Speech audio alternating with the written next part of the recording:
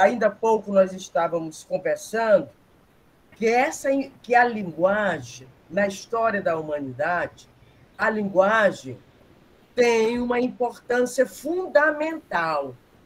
Mas essa importância fundamental dos estudos da linguagem se tornou mais preponderante, mais emergencial do final do século XIX para o século XX. Quando se tem o quê? Quando Ferdinand de Saussure, que era um professor de língua francesa, lá na Suíça, né? Era professor de língua, era um professor do ensino médio, inclusive, né? Mas era um pesquisador, ele se colocava mais como cientista humano e começou a pesquisar a linguagem independente do que se tinha na filosofia, que era o que tratava da linguagem, né? E começou a pesquisar a linguagem como uma ciência. E ele, então, definiu 3 coisas: o objeto, que é a língua, o método, né? O método e a própria terminologia. Uma ciência precisaria de uma própria terminologia. Então, quando Saussure criou as leis científicas que regulavam o estudo da linguagem sob o parâmetro da linguística, a filosofia também acompanhou muito, em 2 perspectivas.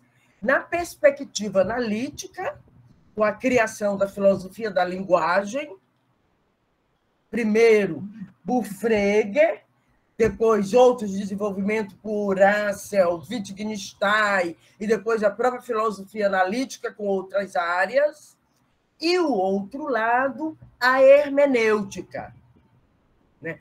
Ora, lá no começo do século XX, nós temos Heidegger, fazendo o que? A chamada virada linguística, né? Que a hermenêutica passa não só a interpretar a linguagem, mas também a ação. Muito bem, né? E o desenvolvimento dessa hermenêutica de Heidegger, nós temos 2 grandes troncos: o Ricoeur, de um lado, e o Gadamer, do outro. E eu optei, já há alguns anos, eu venho estudando o Ricoeur.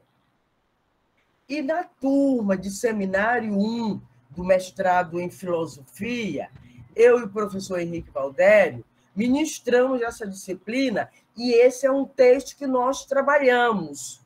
É um texto super importante, mas agora talvez eu possa apresentar outras nuances que lá na disciplina não foi apresentado, que eu percebi agora. Como, por exemplo, nós vamos tratar do texto a partir da hermenêutica, né? Ora, naturalmente, a hermenêutica trata do quê? De uma temporalidade, de uma história, que está ligada a uma história, de uma cultura e de uma linguagem. Então, se esses 3 parâmetros aqui orientam a perspectiva hermenêutica, também orientará a forma como Ricoeur hermeneuticamente concebe o texto. Ele concebe o texto numa temporalidade, numa cultura e dentro de uma linguagem, claro, né? Então, nessa perspectiva, ele começa perguntando: o que é um texto? Né? É uma perspectiva que a gente se pergunta muito. O que é um texto? Ainda há pouco nós estávamos discutindo de como essa ideia de texto tem se alargado para outras formas de expressões, né? Outras formas de expressões que relatam alguma coisa, né? Então, no preâmbulo desse ensaio, que ele diz que é um ensaio sobre o que é o texto, ele diz: é o debate entre duas atitudes fundamentais que podemos assumir perante um texto e que essas duas atitudes foram resumidas na época de Dilthey, 1833 a 1911, ou seja, lá no século XIX, numa época que estava tendo uma grande revolução na hermenêutica e na ciência, porque estava se impondo as ciências humanas e o que se tinha vigente, não nas ciências humanas, mas nas ciências como um todo, era o pensamento positivista.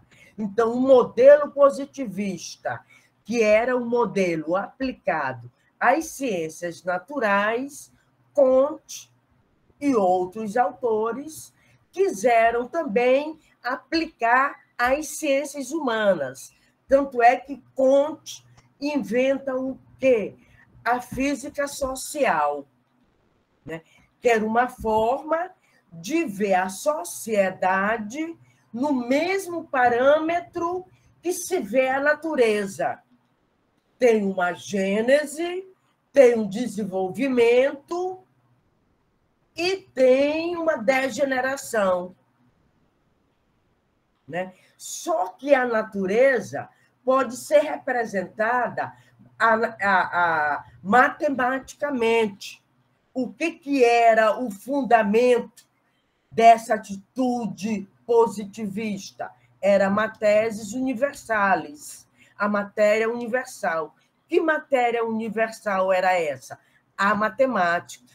Ora, se a matemática servia de sustentação para o método nas ciências naturais, vai ser muito difícil matematizar um evento humano, uma greve, por exemplo, né?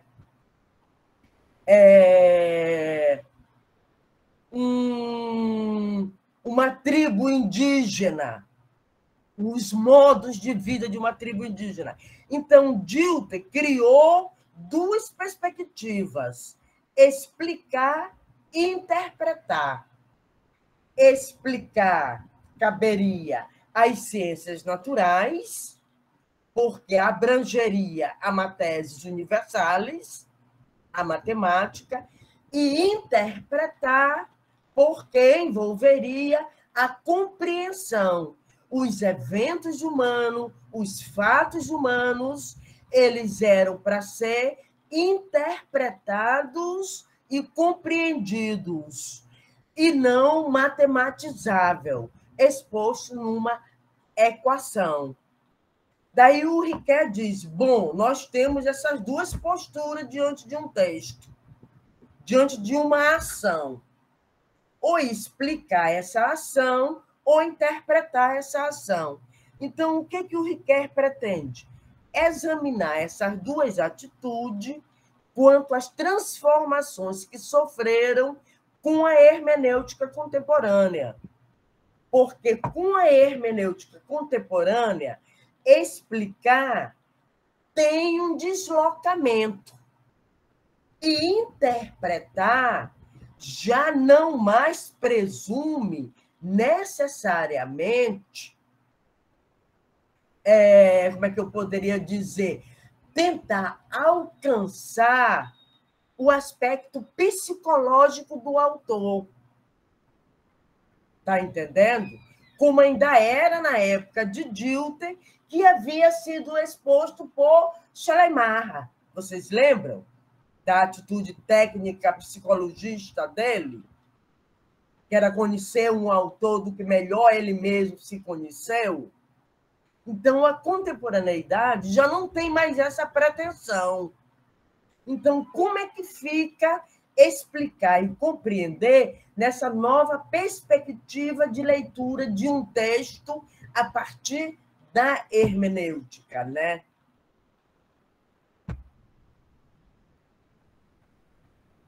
Ele diz, ora, chamamos todo que intuitivamente, naturalmente, né, ainda de forma bem primária, a gente pode considerar um texto como uma fixação da escrita. Chamamos todo texto, todo discurso fixado pela escrita. Ora, se todo texto é aquilo que é fixado pela escrita, presume-se que, antes da escrita, esse texto ele foi elaborado, ele foi pronunciado, ou fisicamente ou mentalmente. Ou eu falei esse texto, ou eu pensei sobre esse texto.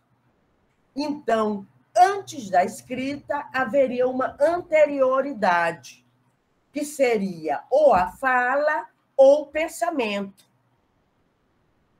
Né? Quando nós estudamos filosofia da linguagem, a gente discute bem a relação que há entre o pensamento, a fala e a escrita. Né?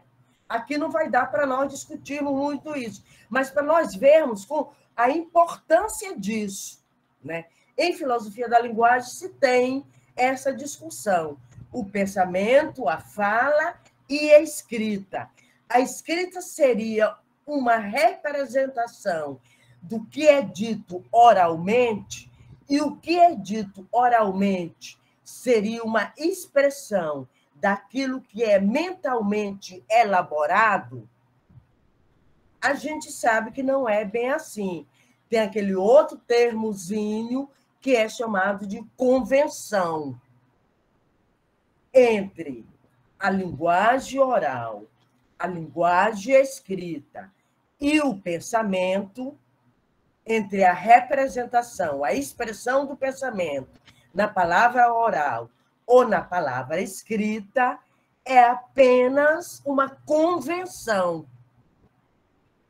Tudo é uma convenção. Muito bem, mesmo existindo essa convenção, eu sei que é uma convenção, né?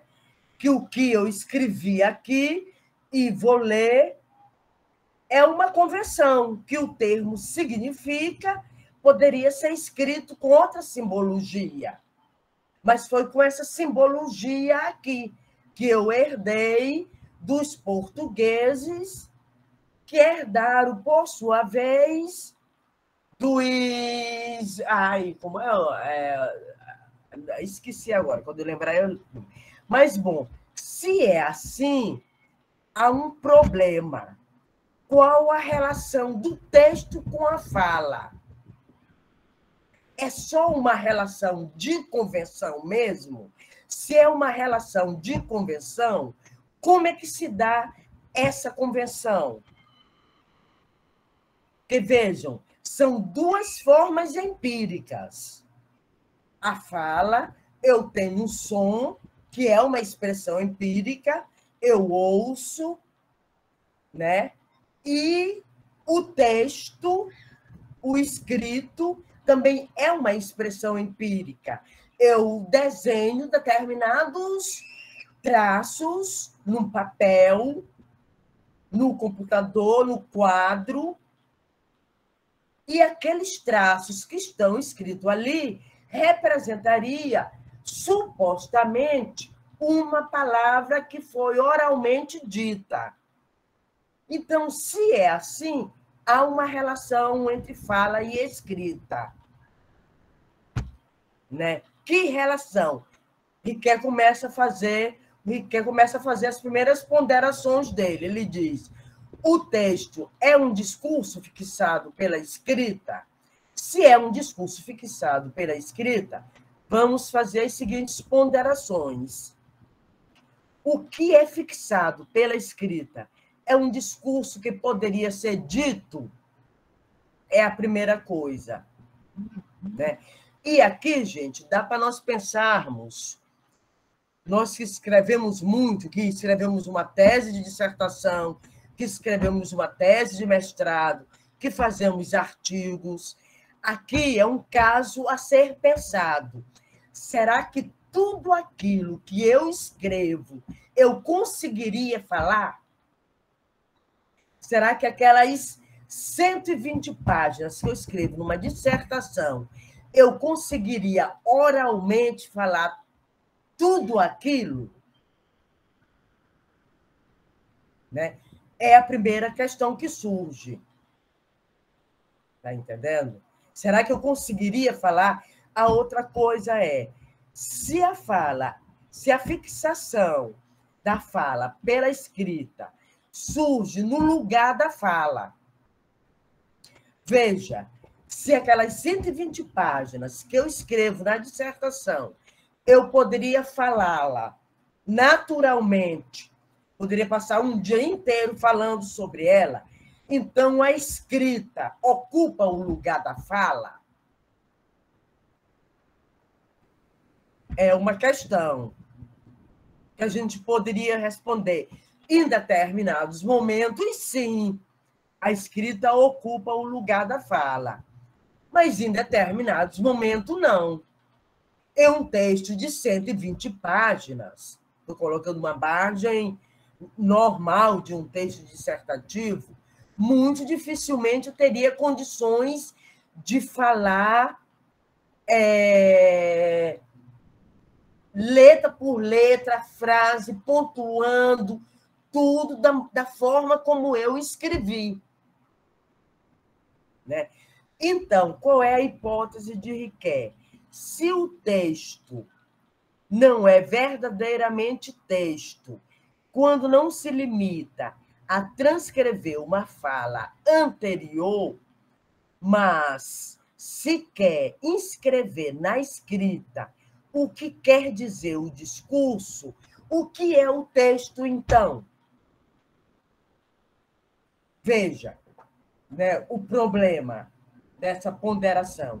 Se eu considero o discurso, o texto, como a fixação do discurso pela escrita, eu teria condições orais, como, por exemplo, só lá na antiga Grécia, os aedos tinham, passavam um dia inteiro recitando um poema, 3 dias recitando um poema.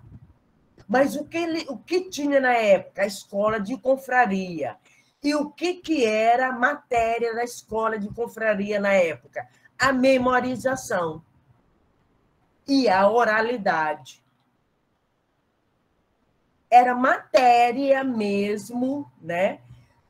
Sabe, decorar, ter uma boa memória, ter uma boa oralidade. Hoje nós perdemos isso.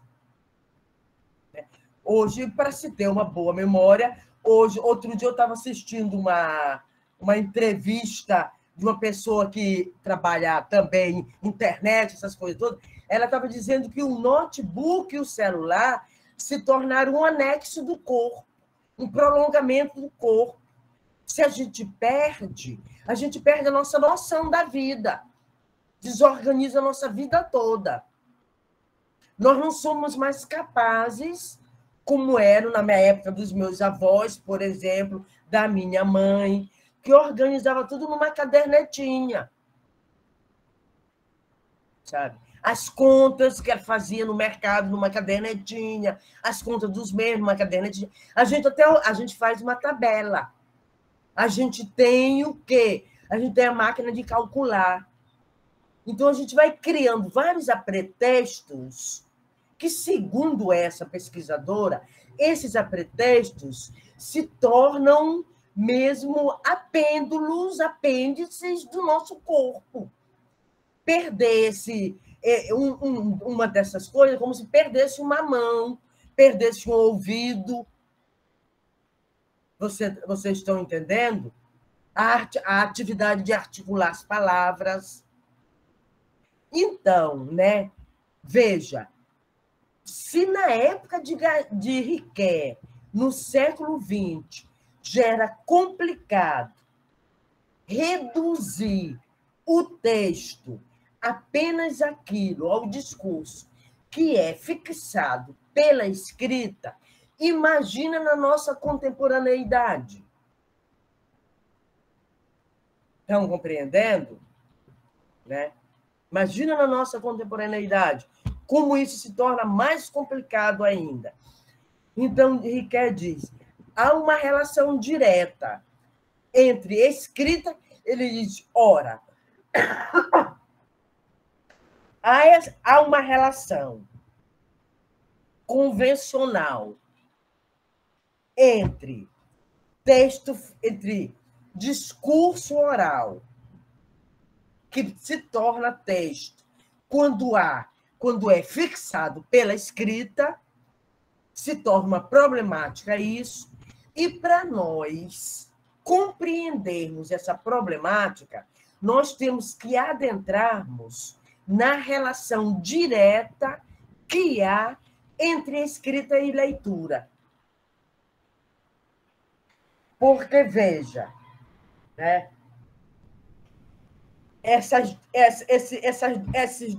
esse quadrangular aqui, eu tenho a relação entre texto oral, para se torna, entre discurso oral, que a condição para se tornar texto é ser fixado pela leitura, e traz essas observações todas que eu coloquei aqui, né? Como, por exemplo, se eu conseguiria falar tudo que eu escrevo. Será que eu conseguiria? Eu consigo escrever tudo que eu digo? Né? Será que eu conseguiria? Então, essa relação naturalmente engata uma outra relação, que é a relação entre escrita e leitura. Por quê? Porque na relação entre escrita e leitura, vai estar exatamente aquele que faz o ato de ler e o discurso que foi impresso pela escrita. Então, o que Riquet diz? Riquet observa que esta assertiva remete ao conceito de interpretação. Então, a relação entre discurso, que é oral, e texto, que é escrito, fixado, texto, porque é fixado pela escrita, com a relação entre escrita e leitura, porque há relação direta entre o conceito de interpretação. E aí é que entra a questão da hermenêutica, de como é que a hermenêutica vai compreender o texto. Mas esta averiguação exige, primeiro, localizar o leitor como interlocutor. Ora, se eu quero fazer a relação entre se só é texto aquilo que é fixado pela escrita, então eu faço uma relação similar. Que relação similar é essa? Eu vejo o leitor como interlocutor, simetricalmente, o texto ocupa o lugar do locutor, da locução. Riquet observa que não é... Mas veja, se é assim, o problema que há é que a minha relação com o texto que eu estou lendo não é um caso de diálogo, como é na relação direta entre discurso, entre locutor e interlocutor, quando se dá o discurso oral.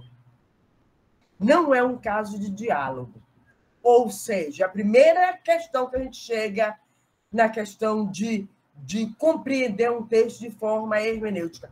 Essa é a relação entre hermenêutica, entre leitor e texto, não se dá de forma dialógica.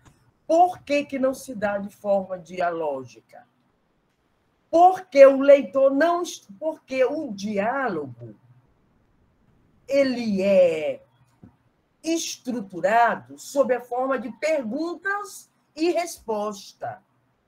E o autor não está efetivamente ali para responder qualquer caso particular de pergunta que o leitor venha a ter.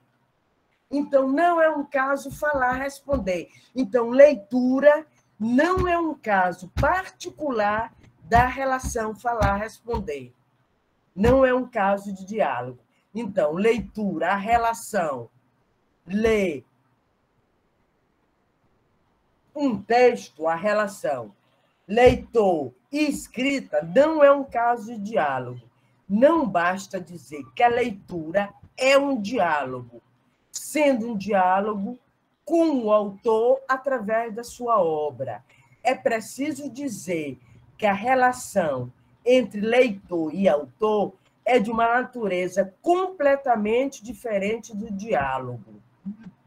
Essa natureza que há entre leitor e autor.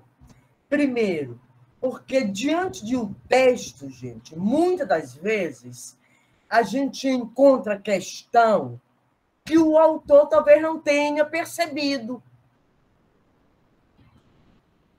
né? O autor não tenha percebido, o autor não tenha visto a dimensão que aquele conceito que ele imprimia naquela época poderia ter, o alcance daquele conceito. Então, ou seja, a relação entre leitura e escrita é mais complexa ainda do que o diálogo. Não que o diálogo não tenha sua complexidade. E não que a escrita não tenha inventado recursos que possibilitem, como os deíticos, né? Que são os pronomes demonstrativos. Aqui, eu estou em São Luís do Maranhão, Vanderlei está em Teresina, Cláudia está no interior do Rio Grande do Sul, né? Eu estou aqui, então aqui é um deítico. Então, me localiza no tempo. Como é na questão do diálogo. Ei, fulano, vem cá. Tu estás aonde? Eu estou aqui do outro lado da rua. No celular, eu posso dizer, eu estou aqui do outro lado da rua. E fulano pode me identificar num diálogo pelo celular. No texto, eu não tenho essa relação com o leitor. Então, a leitura é mais complexa ainda do que o diálogo. É de uma natureza diferente. Então, ele pergunta, o que é o diálogo? Uma troca de perguntas e respostas. Na leitura, não há trocas dessa espécie entre leitor e escritor. Sendo, mesmo acontecendo, naturalmente, de muitas das questões que nós temos, a gente encontra resposta nos livros que a gente lê. Mas aquela resposta que está ali não está diretamente direcionada a mim. Está no texto. E o leitor e o autor, ao escrever o texto, pode até ter idealizado um leitor. Mas dentro dessa idealização do leitor, cabe N configurações de leitores, de questões de leitores. É um paradoxo, é um mundo. Tem gente que vai gostar, tem gente que não vai gostar, tem gente que vai criticar, tem gente que vai encontrar resposta, tem gente que vai encontrar mais pergunta ainda, tem gente que vai encontrar sossego, tem gente que fica mais angustiado ainda. Eu lembro, para vocês terem uma ideia, teve uma época que eu estava vivendo uma época altamente complexa, né? Em crise mesmo. Aí eu comecei a ler um livro, que eu já tinha lido esse livro há muito tempo antes, e eu tinha lido de forma diferente. Agora, eu lia esse livro como terapia, que é O Estrangeiro, de Camus. Né? Porque eu, dentro da minha cidade, no meu local de trabalho, com colegas meus de trabalho, e muitos dos quais que eu conhecia desde a graduação, eu me sentia uma estrangeira. Parecia que a gente não falava a mesma língua, que nossos objetivos eram diferentes. Aí eu disse, gente, eu disse, não, eu vou ler Camus novamente, O Estrangeiro, porque eu comecei a me interrogar sobre o meu estado emocional, porque eu percebi que estava acontecendo um borbulhinho dentro de mim que eu não sabia compreender o que era. Aí eu me lembrei do Estrangeiro, de Camus, e fui ler novamente O Estrangeiro, de Camus. E naquele momento da minha vida que eu li O Estrangeiro, de Camus, eu senti ali um sossego, uma paz. Porque eu disse, olha, não é só eu que me sinto estrangeira. Não é só estar num lugar diferente, com pessoas diferentes, falando uma outra língua, que você se sente um estrangeiro. Né? Não é só isso. Muitas das vezes você está inserido dentro do seu próprio contexto temporal, cultural, dialógico, profissional, sabe? E se sentiu estrangeiro. Né? Então, aquela leitura de Camus, e quando Camus escreveu o livro, eu não vou interrogar, claro, eu não estava interrogando Camus ali, e, assim, dizendo que Camus escreveu aquele livro ali para me apaziguar daquele momento angustiante que eu passava na minha vida. Talvez Camus nem tenha tido essa pretensão. Né? E eu nem também entrei nessas interrogações. Eu queria era encontrar alguma coisa que me desse um alívio naquele momento ali, que disse assim, olha, só tu que te sente assim. E o livro me deu essa resposta aí. Então, o que Riquet diz? O livro separa até duas vertentes, o ato de escrever e o ato de ler, que não se comunicam. O leitor está ausente da escrita e o escritor está ausente da leitura. Ou seja, quando Camus escreveu O Estrangeiro, eu não estava presente para dizer que ele estava escrevendo aquele livro sobre um estado emocional meu. Né? E nem Camus estava presente quando eu li o livro dele, dentro de um consolo de alma. Né? Então, ou seja, o texto produz uma dupla ocultação do leitor e do escritor. É deste modo que toma o lugar da relação do diálogo, que liga imediatamente a voz de um ao ouvido do outro. Ou seja, naturalmente, a gente coloca a leitura e o livro como um diálogo, mesmo não sendo um diálogo, por causa dessa relação que a gente faz entre perguntas e respostas. E entre a gente encontrar no livro muitas das nossas respostas. E encontrar também no livro muitas das questões que são nossas. Então, ele diz, a leitura ocupa o lugar dialógico, mas não é um diálogo. ela ocupa esse lugar dialógico, mas não é um diálogo, né? É mais complexo de um diálogo. Por quê, gente? Quando a gente está... O diálogo tem um semblante, tem o olhar, tem as mãos, tem os gestos, tem um tom de voz, tem um ambiente em volta, que tudo cria um cenário e um contexto para com que o diálogo seja emitido.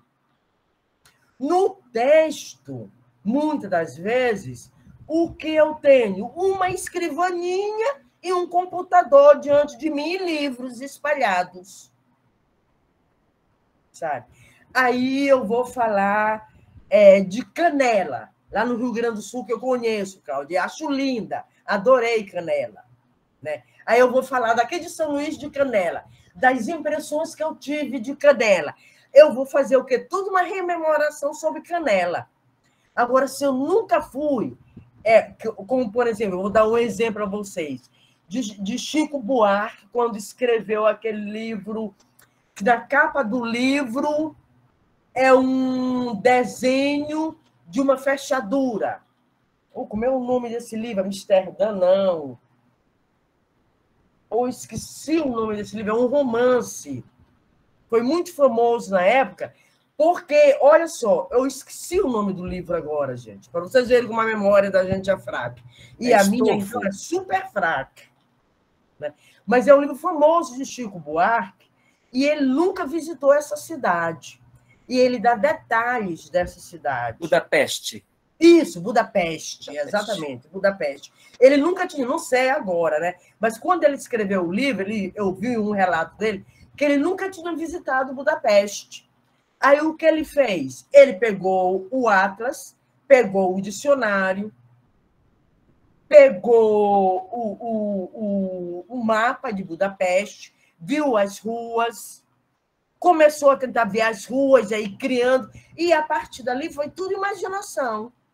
Mas ele tinha um aparato perto dele, já que ele não tinha as lembranças, as recordações que eu tenho, por exemplo, de Canela. Ele não tinha de Budapeste. Para vocês verem um outro lado, o que o texto nos possibilita. Está entendendo? Todas as possibilidades. Claro, o diálogo também abre suas possibilidades. Ambos têm suas possibilidades, seus alcances e seus limites, mas ambos têm as suas complexidades. A gente não pode dizer simplesmente que a leitura substitui o diálogo. Sim, aí parecia uma contradição. A leitura fica quando falta o diálogo.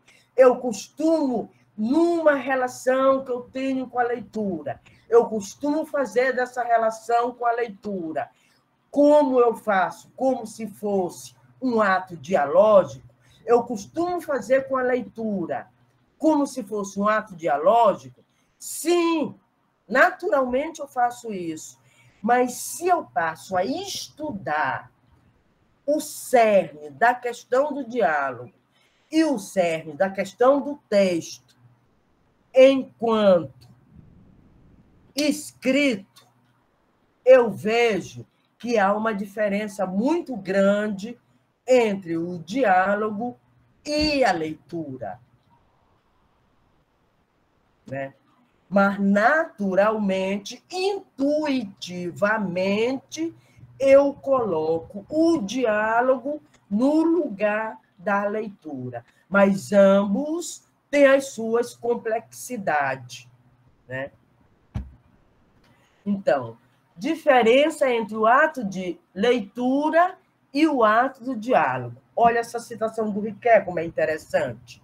Ele diz, esta diferença entre o ato da leitura e o ato do diálogo confirma a nossa hipótese de que a escrita é uma realização comparável à fala, ou seja, a escrita não é a fala, mas eu posso compará-la simetricamente à fala. Pelo quê? Pelo processo fenomenológico que ambas admitem diante de mim, tanto a fala quanto a leitura. Né? Uma realização, então, nossa hipótese de que a escrita é uma realização comparável à fala, paralela à fala, uma realização que ocupa o lugar dela e, de certo modo, a intercepta. Ou seja, a leitura intercepta a fala. Por exemplo, eu perguntei a Adriano, que é o meu orientando, Adriano, como é que tu vais apresentar teu trabalho na Ampof? Ele virou para mim, eu disse, tu vais falar ou ler? Ele disse, eu vou ler, professor, eu me sinto mais tranquilo. Então, nesse momento aí que ele vai ler, a leitura vai interceptar a fala. Está entendendo? Então, se a leitura intercepta a fala, a leitura não pode ser um diálogo, mesmo eu intuitivamente colocando como um diálogo, mas ela não é o diálogo. Até aqui está claro, pessoal? Claríssimo. Sim, aí ele diz. Foi por isso que podemos dizer que o que aparece na escrita é o discurso enquanto intenção de dizer e que a escrita é uma inscrição direta desta intenção. E aqui é que está a questão fenomenológica da escrita. Está na intenção. Mesmo se histórica e psicologicamente a escrita começou a transcrever graficamente os signos da fala, esta libertação da escrita, que a coloca no lugar da fala, é ato de nascimento do texto. Então, é exatamente naquele momento que eu intercepto o diálogo é que nasce o texto. Está entendendo? É aquilo que eu digo. Eu não consigo pela fala, ou eu não dou conta pela fala, ou a minha fala não será tão clara, aí entra o texto. Aí o texto interceptou o diálogo. A leitura intercepta o diálogo. E o texto, meu escrever, o meu ler o texto, intercepta o diálogo. Entenderam? Quer dizer, há uma relação direta. Intuitivamente, eu posso colocar a leitura como um diálogo, mas o ato de ler intercepta o ato dialógico. Porque no lugar da fala, eu tenho o texto. E o texto nasce exatamente onde a fala morre, onde a fala é interceptada. Isso aí que eu acho interessante em Henriqueia, sabe? Essa questão que, às vezes, parece que ele coloca tudo similarmente. Né? A escrita como sendo essa inscrição da fala. Mas depois ele diz, olha, vamos fazer as nossas ponderações, porque já que tudo é convenções, então, se a linguagem é uma convenção, e tanto a fala quanto a escrita são modos de linguagem, então eu tenho que percebê-las como convenção. Então, se são convenções, uma não pode simplesmente substituir a outra dentro dos mesmos moldes. Estão entendendo? Mesmo que intuitivamente eu faça essa substituição. Mas eu tenho que ter consciência que é intuitivamente, que a leitura não substitui o ato do diálogo. Muitas das vezes a gente não diz assim para o outro, olha, vamos conversar, Porque eu sou... Mesmo no telefone, às vezes, no telefone, não, vamos conversar pessoalmente. Já tem outras ocasiões que diz assim, não, eu vou mandar uma carta para fulano explicando a situação, porque conversando ele não vai entender, ou ela não vai entender. Então, quer dizer, a gente vê que são duas atitudes diferenciadas entre si. São diferenciadas, mas, ao mesmo tempo, têm a sua similaridade. E aí é que está o nosso ganho nesse nosso processo hermenêutico. É de vermos essa similitude e essa diferenciação. De vermos a relação que tem entre a fala e a escrita, e o ato, e a leitura, e o leitor, e o autor. Não dá para diferenciar, para mantê-los em polos completamente opostos. Estão entendendo? São polos que estão relacionados. Né? Então, veja bem, então, o que eu escrevo é a minha intenção. E, muitas das vezes, aquilo que é uma intenção, a fala não dá conta de dizer. Ou, muitas das vezes, eu não quero dizer com a fala. Por quê? Porque o escritor tem também a sua liberdade, né? Quem escreve e quem fala tem a sua liberdade. A liberdade do falar e a liberdade do escrever. Então, são dois atos, duas atitudes que são fundamentais para o ser humano. Né?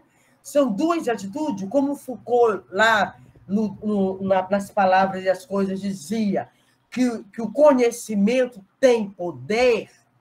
Então, o ato da fala e o ato da escrita também nos dá poder, porque estão inseridos nesse universo que é o conhecimento, que é a cultura. Agora, hermeneuticamente, eu fico sabendo até onde eu posso fazer analogias entre o ato de leitura e entre o ato do diálogo. Até onde eu posso fazer analogia e até onde eu posso separá-los. Está entendendo? Hermeneuticamente, eu vou ter o conhecimento disso. Né? Então, o que o Ricoeur diz? A primeira assertiva dele. O que aparece na escrita é o discurso enquanto intenção de dizer, e que a escrita é uma inscrição direta desta intenção. Vejam bem, Ozeli, você fez o seu exame de qualificação há pouco. Né? Veja, você escreveu, vamos dizer que 60 páginas, mas você teve uns 15 minutos para dizer aquilo. Em 15 minutos você conseguiria dizer 15 páginas? 60 páginas? Talvez não. Mas nas 60 páginas, tu disseste qual é a tua intenção da tua interpretação da violência em Ricoeur. Qual é a minha interpretação para o século XXI e para as mulheres? Será que a minha intenção de falar sobre a violência é a mesma intenção que tinha Ricoeur? Estão entendendo? E a questão fenomenológica está exatamente na inscrição dessa intenção. Qual a intenção que Adriano tem em fazer a relação entre o conceito de narrativa em Ricoeur e o tomo 1 de tempo Em Busca do Tempo Perdido?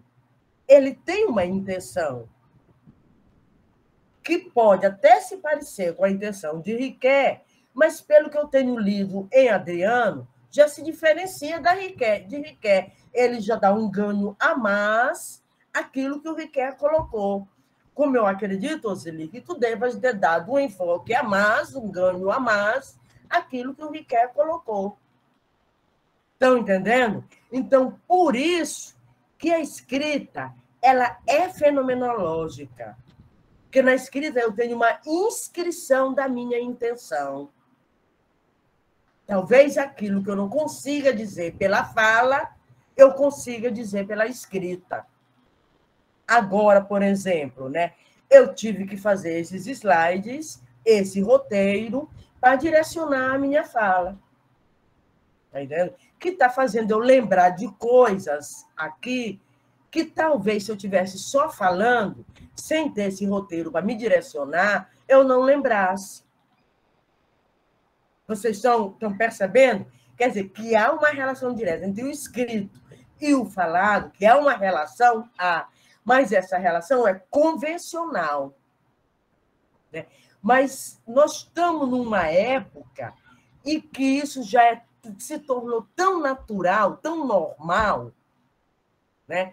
A gente nasce, vai ouvindo história, entra na escola e vai ouvindo história, entra depois no ensino médio, depois na universidade, se forma, aprende uma profissão, temos um poder, que a profissão nos dá esse poder, né? E para nós que somos professores, é o poder do conhecimento, é exatamente aquilo que o Foucault dizia, o poder do conhecimento, né? E veja, e muitas das vezes a gente passa anos lendo um livro como esse livro, né, do texto à ação. Já faz uns 5 anos que eu leio esse livro. Acho que até mais do que isso, né? E eu estou descobrindo coisas nele agora que eu estou falando a vocês que eu não tinha percebido antes. Por exemplo, até então, eu achava, eu tinha a ingenuidade, de alguma forma, de acreditar que a escrita era, sim, uma inscrição da fala, claro que sabendo da convenção. Se convencionou, né? Porque, vejam, nesse ponto aí entra a questão dos gregos. Qual foi a grande invenção na escrita dos gregos? Os gregos não inventaram a escrita, mas a grande invenção deles foram eles terem tido o raciocínio de descoberta de que poderiam criar signos inscritos que viriam a representar os sons da sua fala. Os gregos fizeram isso, quando eles tomaram conhecimento da escrita. Eles inventaram, não, vamos inventar a nossa própria escrita, e inventaram o grego. Assim como as outras línguas depois foram fazendo, né? Os outros idiomas foram se inscrevendo também em uma língua, em uma escrita, porque não tinha a escrita. A escrita é uma invenção.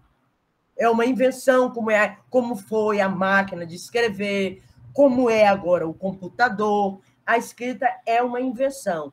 E é uma invenção que possibilitou um poder de simbolização tão grande para o ser humano, tanto numa perspectiva cognitiva, quanto numa perspectiva biológica, porque na perspectiva biológica, o homem aprendeu a pegar num cutuco de pau. E aí ele desenvolveu a sua coordenação motora.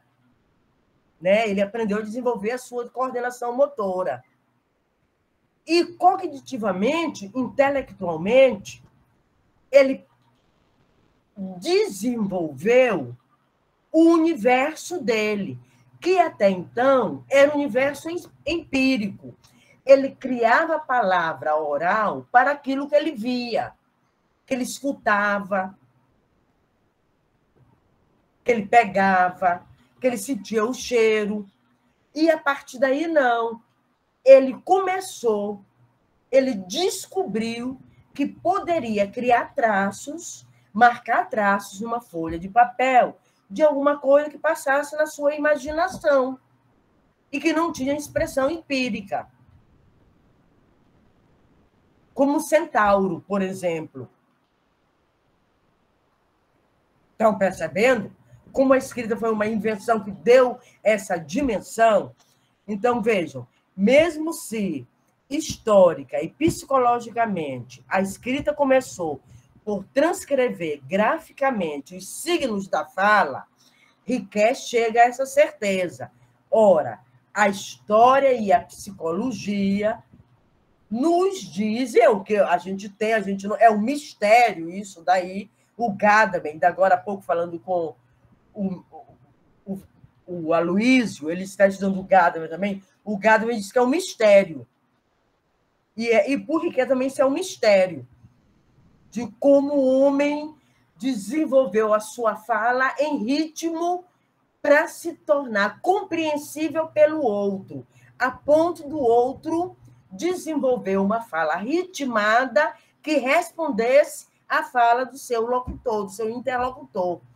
Então, vejam, nesse primeiro momento, a escrita, psicologicamente e historicamente, se tem como registro de que ela transcrevia os signos da fala, como eu contei essa história dos gregos para vocês, que eles descobriram isso, que eles eram capazes de inventar traços que simbolizavam a oralidade deles.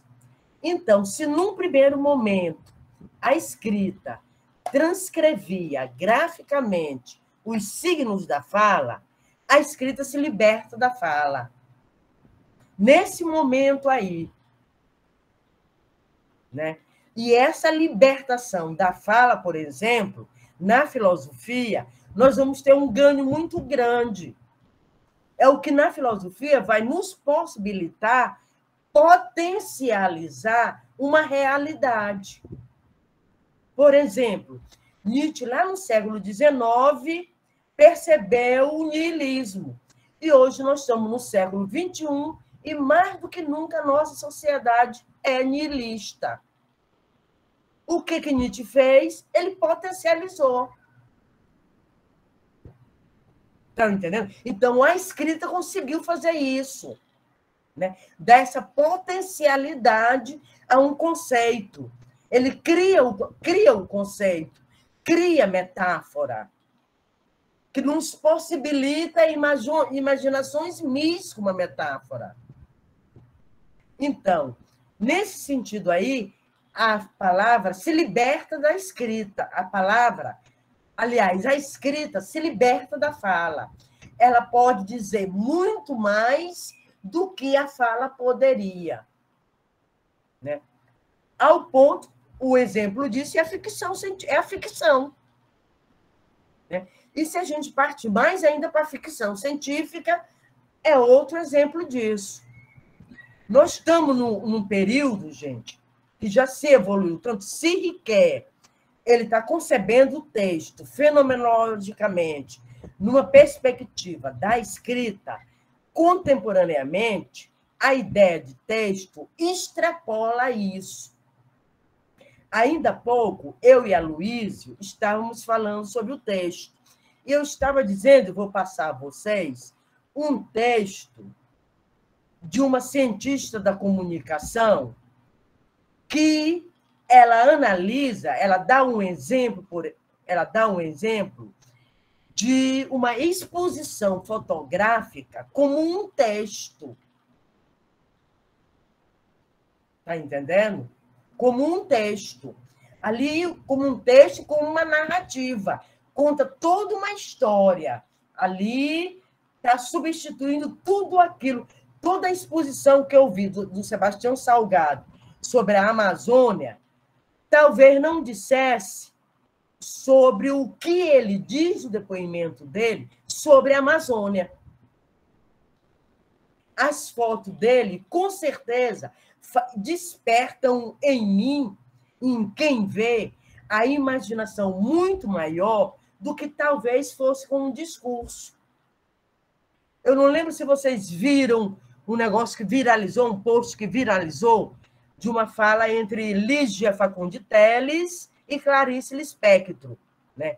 Que elas estavam no Rio Grande do Sul, inclusive, assistindo um encontro, né, de literatura, e os teóricos da literatura estavam discutindo sobre o fenômeno da literatura.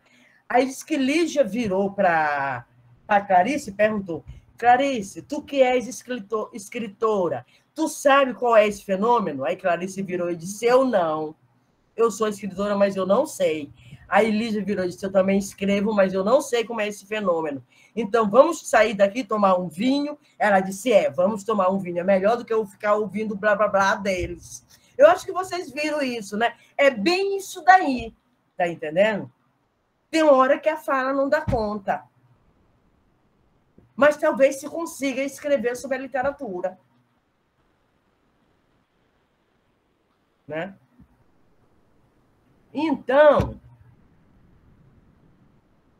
o que acontecerá ao enunciado quando é diretamente inscrito em vez de ser pronunciado?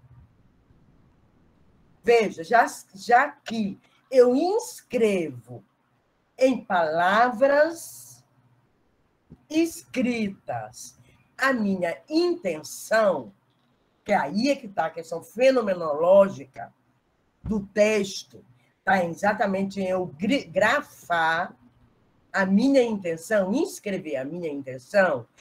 Por que eu escrevo no lugar de ser pronunciado? Riquet observa que se insistiu no caráter mais marcante da escrita, a conservação do discurso e sua posição de se tornar um arquivo disponível para a memória individual e coletiva. E isso é uma verdade. Isso é uma certeza indubitável, nós temos essa certeza. Né? A conservação do discurso escrito se tornou um arquivo disponível tanto para a minha memória individual quanto para a minha memória coletiva. Ora, eu vou na biblioteca e lá eu tenho um acervo que possibilita, na minha casa, eu tenho uma bibliotequinha que serve para as minhas aulas.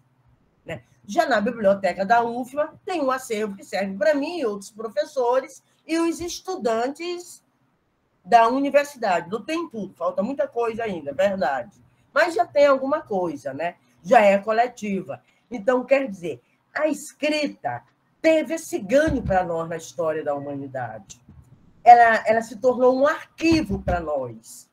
Eu não sei se vocês lembram, mas me parece que é no Timon. É Timon, que é de Platão? É, Vanderlei? Sim. Uhum. Ele coloca a questão dos dois reis. Um rei que chega com uma caixinha e diz que tinha inventado um remédio para a memória, e o outro rei fica curioso. Qual é o remédio para a memória que você inventou? Ele abre a caixinha e tira um livro. Ele diz: é um livro. Aqui eu posso deixar registrado tudo que a minha memória não consegue gravar. E o outro rei diz: não, isso aí é um veneno para a memória. Riquet até discute essa situação no livro Memória, História... Memória, História e... Esquecimento. E esquecimento. Memória, História e Esquecimento. O Riquet até fala disso, quando ele pergunta se a história é memória, se a história é remédio ou é veneno. Porque o rei fez essa pergunta, levantou essa questão. Não, isso que você traz aí não é um remédio para a memória, é um veneno. Porque o rei fazia a comparação lá com a escola dos aedos, que tinham a memorização como uma matéria. Se perderia esse poder, porque eu deixaria gravado no livro. É a mesma coisa com o computador. Eu agora deixo gravado no computador. Se eu perco o computador, eu perco a minha memória. Isso é tão sério, gente, que vocês veem aí bibliotecas inteiras serem agora online, né? Você pode no Louvre online, né? Para ver como o livro, a escrita foi tão genial que nos possibilitou toda essa simbolização. Nada disso. Eu parto do pressuposto que a filosofia só é possível por causa da escrita. Eu levanto essa tese. Alguns concordam, outros discordam dessa tese. Mas essa tese é levantada por vários autores, né? Eu defendo essa tese também. Porque os primeiros filósofos, né? Tales de Mileto, Anaximandro, né? Demóstenes e todos os outros, os primeiros filósofos, eles já nasceram com a escrita, eles já sabiam ler e escrever. Eles não eram analfabetos, eles não eram só da cultura oral, como era o Aedo, por exemplo. O Aedo é só da cultura oral. Mas o filósofo já é da cultura escrita.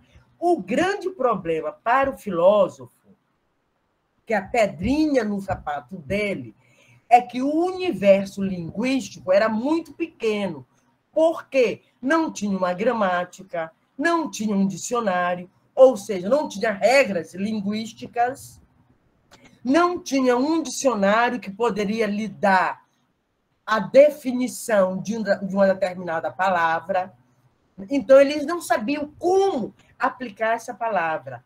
Esse problema vem ser encarado de frente, mesmo por Aristóteles. Platão se defronta com esse problema, mas não compra o problema para si.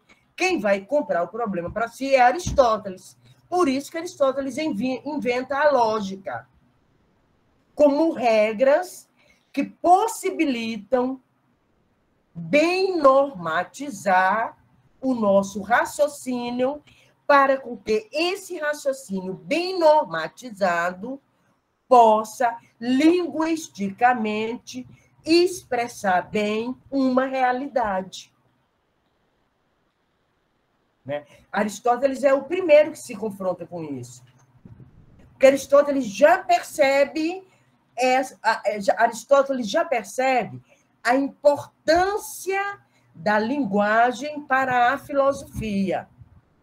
E vejam como a filosofia se atém na linguagem natural, então era necessário que se criassem regras que normatizassem essa língua natural. Veja bem, era como se criasse uma metalinguagem normalizada dentro do órgão de Aristóteles para poder se conseguir criar o logos com toda a sua complexidade que lhe demanda. Estão entendendo? Né? Aristóteles que se confrontou mesmo, porque Aristóteles já sabia da grande questão que era a escrita para a memória. Né? E ainda que a linearização dos símbolos permite uma tradução analítica e distintiva de todos os traços sucessivos e discretos da linguagem e aumenta, assim, a sua eficácia. Ou seja, essa horizontalidade com que se dá uma linha na escrita, outra linha na escrita, ele diz, essa sucessão, que é uma sucessão discreta, né, possibilita uma tradução analítica, né, e, ao mesmo tempo, eficaz da linguagem, da escrita. Por exemplo, eu não sei se vocês leram aquele livrinho do Rousseau, livrinho é forma de dizer, né? Ensaio sobre a origem das línguas, que o Rousseau dizia, também é uma hipótese de Rousseau, eu não sei onde Rousseau, as fontes que o Rousseau encontrou para isso, não sei se foi em livros passados, não sei se foi nas primeiras fontes, talvez tenha sido. Ele dizia que a linguagem era escrita primeiramente, eu partia da esquerda para a direita, aí partia da direita para a esquerda, aí da esquerda... Era como se eu fosse fazendo um Z o tempo todo. Estão entendendo? Um Z. Vai, volta, vai, né? Eu não tinha essa compreensão que eu tenho hoje. Eu parto da esquerda, chego até o fim da página na direita. Aí, ou eu continuo na esquerda, ou eu faço uma vírgula, um ponto, ou eu simplesmente continuo da esquerda para a direita, como eu estou fazendo agora, e não da direita para a esquerda, fazendo como um Z, tá entendendo? Diz que a linguagem, no primeiro momento, era assim. Depois que ela se tornou uma linguagem linear,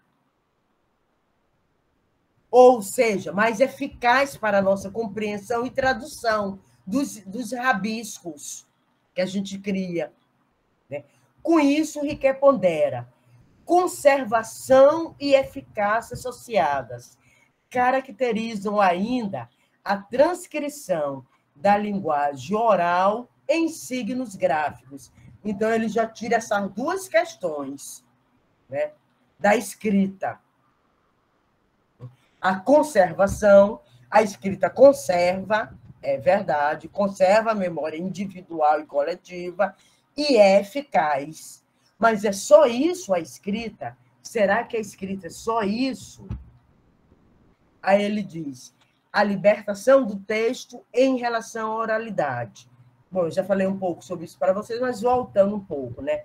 Possibilitou uma verdadeira transformação tanto das relações entre a linguagem e o mundo, entre a linguagem e as diversas subjetividades envolvidas, a do autor e a do leitor, e a transformação que atinja a relação diferencial da linguagem com o mundo, quando o texto ocupa o lugar da fala.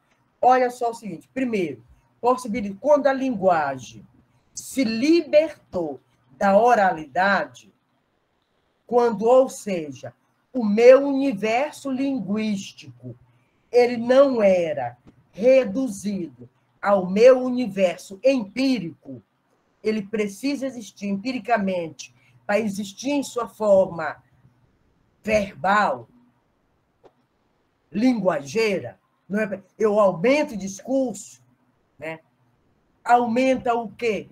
Primeira coisa, a linguagem entre as subjetividades. Porque eu posso falar de uma emoção minha que não tenha uma representação empírica. Eu posso falar de uma dor de dente sem nunca ter sentido uma dor de dente. Ou eu posso falar, vamos dizer aqui, eu posso dizer a miúde. Eu posso inventar outras palavras que não tenham que ter necessariamente uma representação empírica. Como, por exemplo, aquela discussão entre os universais na Idade Média, vocês lembram? Onde é que estava a essência da rosa? Daí que Humberto Eco colocou o livro O Nome da Rosa, por causa desse problema. Se estava na palavra rosa, R-O-S-A, em português, ou se estava no objeto rosa, que eu vejo a cor, eu sinto seu cheiro, eu sinto sua textura, sinto seus espinhos. Onde é que estava? Não tem essência nenhuma. Tudo é convenção. Então, se tudo é convenção, é possível eu inventar uma palavra que diga sobre um sentimento meu que não existe essa palavra para esse sentimento. Então, com isso aí, o que aconteceu? A troca entre as subjetividades foram mais envolvidas e muito mais complexas e profundas do que apenas quando eu restringia a minha linguagem falada, a minha linguagem escrita, apenas à oralidade. Por exemplo, né, Saramago criou a cegueira branca. Né? Saramago criou a cegueira branca. Mas não existe cegueira branca até então, que eu saiba, né? A não ser no livro dele. Então, com isso, né, entre a linguagem e as diversas subjetividades envolvidas e a do autor e do leitor, há uma transformação que atinge a relação referencial da linguagem com o mundo, quando o mundo ocupa o lugar da fala. Então, o que acontece? A linguagem libertando-se, a escrita libertando-se da oralidade, né? A relação da linguagem com o mundo passou a ocupar o próprio lugar da fala. Porque o mundo se tornou referencial para a linguagem. E o mundo não é só o mundo empírico. Então, aí eu termino por aqui, perguntando, então, o que é essa função referencial? Riquet responde, ao dirigir-se a um locutor, o sujeito do discurso diz alguma coisa sobre alguma coisa. Isto de que ele fala é o referente do seu discurso. Essa discussão sobre o referente, gente, foi uma discussão muito grande quando nasceu a filosofia da linguagem. Quando nasceu a filosofia da linguagem, era uma discussão muito grande. Eu me lembro que na década de 90, quando eu fazia o mestrado na Unicamp, que era na área de filosofia analítica, né? A gente trabalhava filosofia da linguagem, a gente discutia muito a questão do referente. Então, aí o que vem? O Frege, por exemplo, Gottlob Frege, que é o criador da filosofia da linguagem e da filosofia da matemática. Ele dizia que só a linguagem da ciência e da ciência natural é que tem um referente. Por quê? Porque esse referente se resumia ao mundo empírico, que pode ser dito pela ciência natural, mesmo através de uma equação matemática.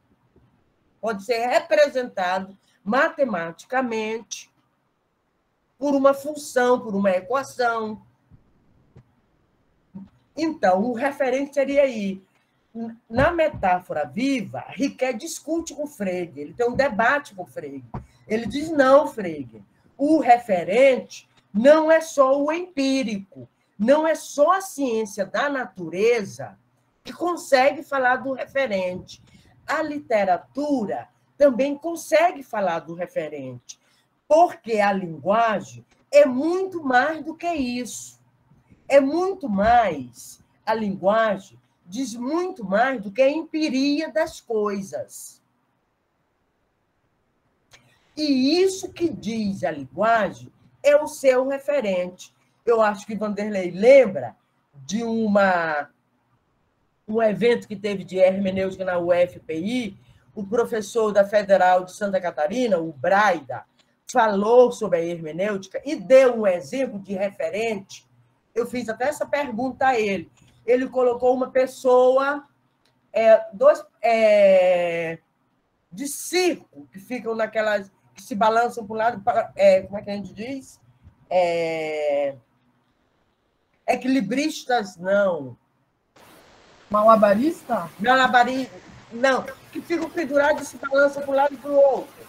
Trapezistas. Trapecistas. Ele colocou exatamente a imagem de 2 trapezistas. Quando eles iam da mão, tu lembras, Vanderlei? Aí eu perguntei para ele onde estava o referente. Ele diz, o referente é a própria imagem. A própria imagem era o referente. Né? Por quê? Porque aquela imagem já dizia aquilo. Né? Já falava dos 2 trapezistas se encontrando. Então, ele disse, esta função referencial ficou mas é tão, gente, é tão importante que ela compensa, de algum modo, uma outra característica da linguagem, a que separa os signos das coisas pela função referencial.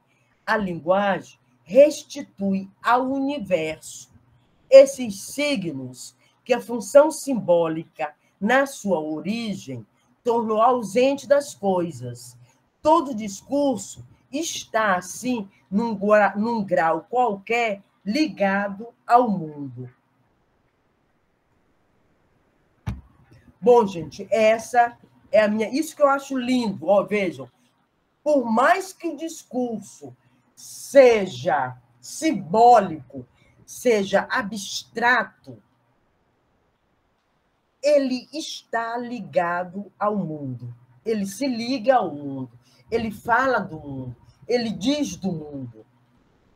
Como, por exemplo, a ficção científica. Na ficção científica, eu tenho um desenho de um homem, de um ser, que só tem um olho na testa. Mas, para eu colocar aquele olho na testa, eu tive que ter a ideia de olho.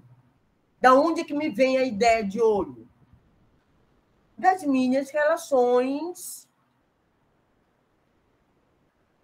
com o animal humano e o animal irracional também, que me vem.